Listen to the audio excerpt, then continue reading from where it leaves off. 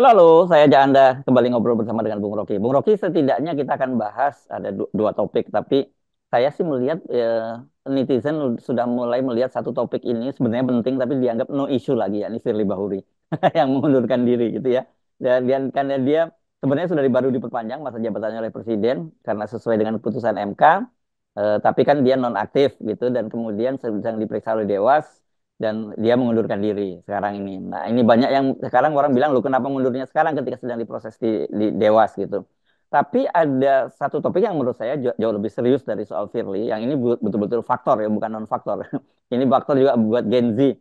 Pemerintah baru saja ini resmi menambah utang pemerintah itu sekarang 8.041 triliun. Ini tertinggi sepanjang sejarah dan sudah tahun 2024 ini juga akan menambah ancang-ancang utang baru lagi 600 triliun. Dan mungkin bisa lebih ya, karena banyak yang memprediksikan bisa 10 sampai 11 ribu triliun, Bung Rocky.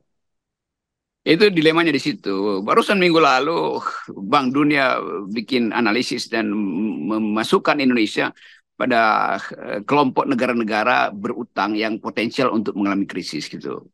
Jadi kita bertanding sebetulnya dengan opini publik tuh. Kalau hutang itu bertambah, itu artinya publik menganggap akan ada beban eh, pada konsumsi itu, ada beban pada rakyat sehingga daya beli menurun. Tetapi tentu kabinet bisa mengatakan ya gampang aja kan kita keluarin bond lagi tapi dengan bunga yang makin lama makin gak ada harganya di pasar internasional tuh. Itu soal yang mikro aja. Tetapi soal yang makro adalah daya bayar kita itu seberapa itu dan beban itu akan dialihkan pada siapa. Seharusnya pemerintah stop berhutang ketika terjadi eh, proses pergantian kekuasaan. Kan tunggu aja sampai presiden baru kan, karena nanti itu akan jadi beban presiden baru. Minggu pertama misalnya presiden baru menganggap oh, bebannya kok makin besar tuh hutangnya tuh. Ini juga akal-akalan untuk membebani presiden berikutnya tuh. Kalau Gibran jadi wakil presiden atau Prabowo jadi presiden, ya mungkin orang anggap bahwa ya itu memang kelanjutan dari rejim Jokowi itu rejim yang penghutang tuh. Tapi sekali lagi kita mau lihat apakah hutang itu efektif, apakah hutang itu menggerakkan ekonomi rakyat, apakah hutang itu tiba di dalam bentuk proyek yang menyebabkan kemakmuran terjadi. Kan selama ini hutang itu dipakai untuk membiayai mercusuar kita. Karena mengambil dari pajak rakyat udah nggak mampu, APBN nggak mampu, lalu berhutang itu. Dan jumlah hutang itu yang justru mencemaskan. Walaupun nanti akan ada klausul bahwa ya regulasi bilang bahkan 60% rasio hutang terhadap pendapatan itu masih aman tuh. Dan sekarang dipatok dalam 2 tahun ini berapa 30% dan mungkin belum nyampe di situ tuh.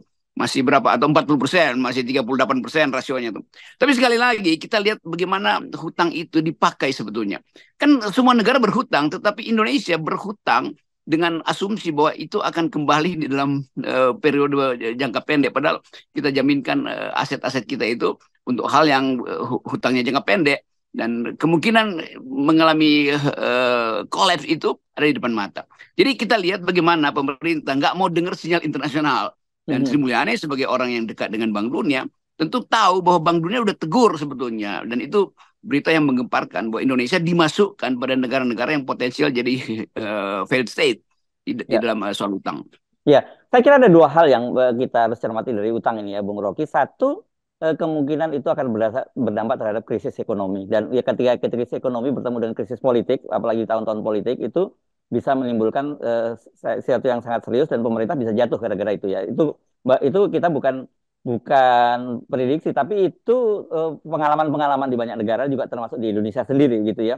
Yang kedua, bahwa utang ini, terutama untuk utang-utang jangka panjang ini, yang penting kita ingatkan pada Gen Z, terutama yang sekarang umurnya 17 sampai 27-an gitu, itu bahwa mereka inilah nanti akan mewarisi utang-utang itu setelah setelah Presiden Jokowi tidak lagi jadi presiden. Bahkan, nah ini saya kira penting untuk mereka juga menentukan pilihan itu secara lebih rasional gitu. Bagaimana pilihannya? Karena seperti kata Kaisang sendiri sudah jelas Anies akan mengkoreksi perubahan, kemudian Pak Prabowo dan Gibran akan meneruskan. Sementara Ganjar ini nggak jelas gitu. Itu seperti sinisme para pendukung Jokowi yang menganggap ya kalau begitu Rocky Gerung, Hersu Benoit, dan mereka pengkritik kereta cepat jangan naik kereta cepat tuh. Hmm. Lo ini kan konyol. Justru kalau nggak kita naik kereta cepat, siapa yang akan bayar? Kan setiap Hmm. kali kita beli tiket, kita menyumbang untuk mencicil kan, walaupun itu Hmm. 170 tahun baru baru lunas. Jadi ini basar-basar konyol juga. Mestinya mereka promosikan, iya siapapun yang mengkritik Jokowi naik kereta cepat supaya lebih cepat melunas utang kita kan. Hmm. Jadi poin kita selalu adalah orang nggak bisa lihat bahwa kemasukakalan ekonomi itu atau ketidakmasukakalan ekonomi itu jangan dikaitkan dengan soal oposisi atau tidak oposisi. Kan semua kalkulasi tentang kereta cepat, tentang IKN, itu dibatalkan melalui analisis akademis tuh. Bahwa IKN akan membuat pusat pertumbuhan baru. Nggak ada pusat pertumbuhan di situ tuh. Karena itu justru bikin disparitas antara IKN dan kota-kota kecil di situ yang sumber daya manusianya tidak mungkin diserap di dalam sistem birokrasi IKN. Dan dalam kalkulasi hitungan anak-anak atau teman-teman mahasiswa semester 1 bahkan di UI itu udah bisa prediksi bahwa itu pertumbuhannya mungkin 1%, 2% itu nggak akan melampaui apa yang dibayangkan itu akan menggait atau menggerek pertumbuhan di kawasan. Jadi hal-hal semacam ini yang secara rasional bisa ditunjukkan datanya dibatalkan dengan istilah kan ini udah keputusan pemerintah wah harus nambah hutang untuk bangun IKN. Kan ini udah keputusan pemerintah bahwa kereta cepat itu akan memperlancar tibanya produk di seluruh daerah. Loh itu hal yang memungkinkan kita menganggap bahwa ini orang-orang tahu nggak bahwa skala ekonomi itu yang menentukan bukan soal keinginan pemerintah untuk mempercepat distribusi barang. Ya, ya, ya. Dan kalau kita balik tadi ke soal kemudian krisis ekonomi terjadi, itu kan sebenarnya Presiden Jokowi sudah teriak-teriak juga bahwa ini kenapa likuiditas kering dan kemudian banyak sekali bank-bank yang tidak mau menyalurkan kreditnya ke sektor-sektor real begitu. Tetapi kemudian dan dia mencurigai bahwa Presiden bahwa ini lebih senang untuk beli surat berutang negara. Lah, yang menjual surat utang bernegara siapa? Dan kemudian bagi perbankan kan tahu bahwa memang kalau kalau kemudian banyak yang tidak bisa membayar utangnya, kreditnya lebih baik dia aman di surat berutang negara karena itu negara yang menjamin kan begitu Bung Rocky. Dan kalau Itu kemudian intinya. ya ya kalau sektor saya teruskan sedikit, kalau sektor real tidak bergerak ya dampaknya bisa krisis gitu. Ya itu konyolnya kan surat utang negara itu kan ya orang kalau tawarin surat utang negara dengan bunga tinggi ya pasti dia kabur gitu. Kalau bunga rendah oke dia dia bayar atau sebaliknya tuh. Kan kan itu bukan bukan ekonomi yang kita sebut fundamental kan. Ya. Yang kita tunggu adalah foreign direct investment, investor yang mau masuk di situ dan mengambil risiko tuh kan itu Hmm. intinya kan. Hmm. Dan nggak ada investor yang mengambil risiko ketika pemerintah lagi dalam masa transisi itu. Jadi penyelesaian melalui ya kita bisa terbitkan surat utang tuh dan itu tinggal tanya yieldnya berapa kan. Hmm. Ini kan cuma soal pindah-pindahin cash flow dari investor kan. Tapi bukan dalam pengertian ini adalah foreign direct investment. Itu masalahnya. Dan semua mereka yang ingin berinvestasi langsung ke Indonesia itu menunggu pemerintahan baru kan. Itu dasarnya tuh. Nah kalau pemerintahan baru itu kasih sinyal bahwa ekonomi bisa stabil dan politik bisa dikendalikan, investor akan masuk dengan sendirinya kan. Jadi Hmm. itu kalkulasi-kalkulasi yang ya sekedar ya buat headline enak sih. Nanti kita juga keluarin bond, keluarin surat utang segala macam. Iya, tapi itu laku apa nggak laku? Itu cuma soal persepsi dari investor tuh yang kalaupun laku dia bisa jual di pasar kedua ketiga dan kita nggak tahu yang pembeli terakhir itu siapa sebetulnya.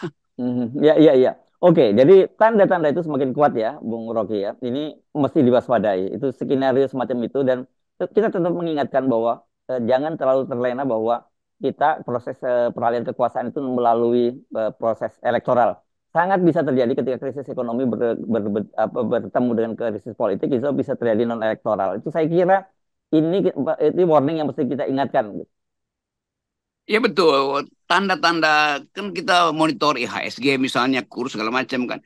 Kan itu kan ekonomi yang kita sebut casino capitalism kan. Orang Hmm. berjudi di situ tuh. Lain kalau foreign direct investment itu betul-betul ada ketetapan hati untuk dapat keuntungan jangka panjang dengan hal yang konkret.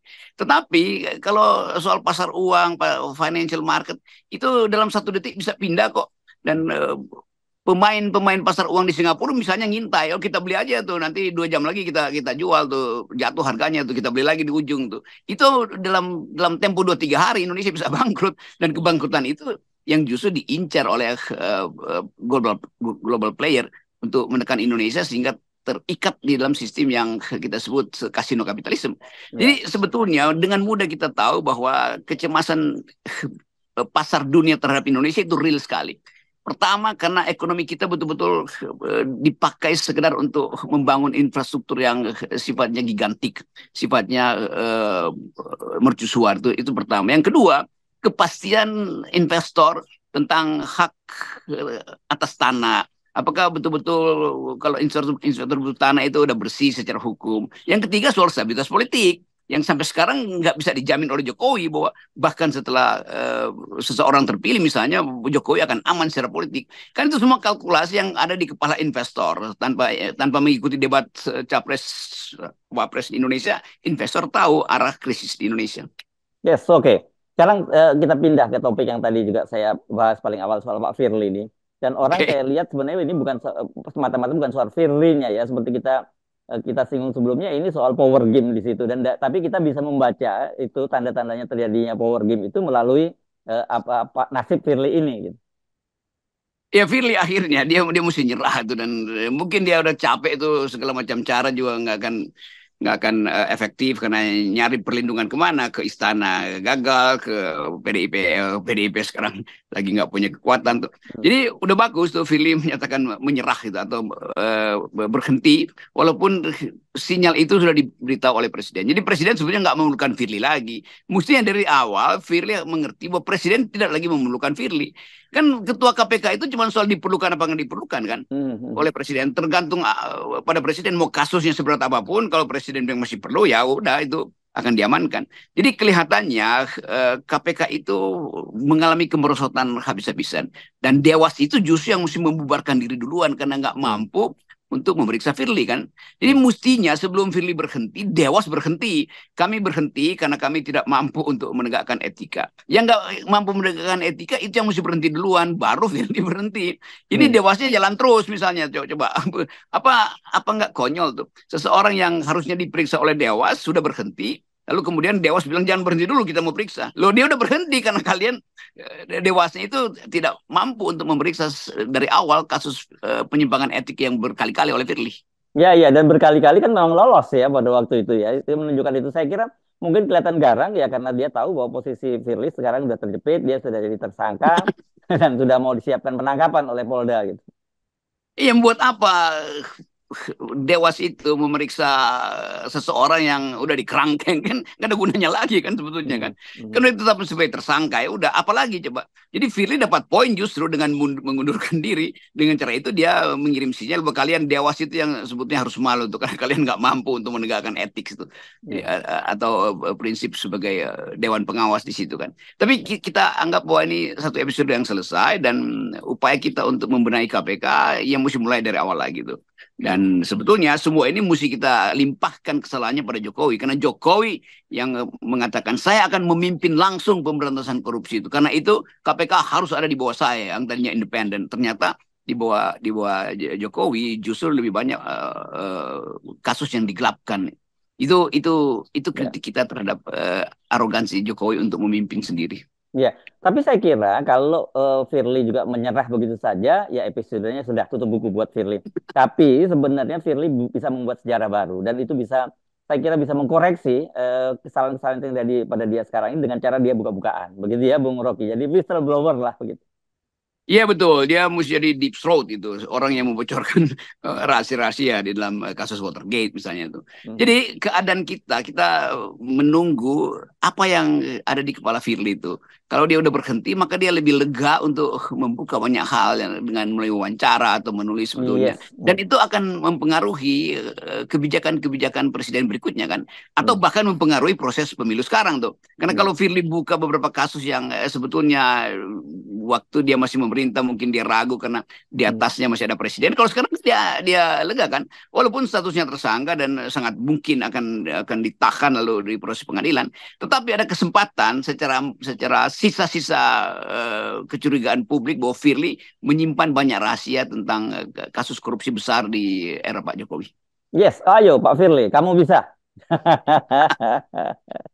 Aduh. Jadi Jadi itu sebetulnya pembicaraan kita, merosotnya etik itu ada di mana-mana, dan Ya. kesempatan itu yang mesti kita bangun. Dan itu pentingnya kita menekankan ethics first itu. Etika itu melampaui hukum, melampaui transaksi politik.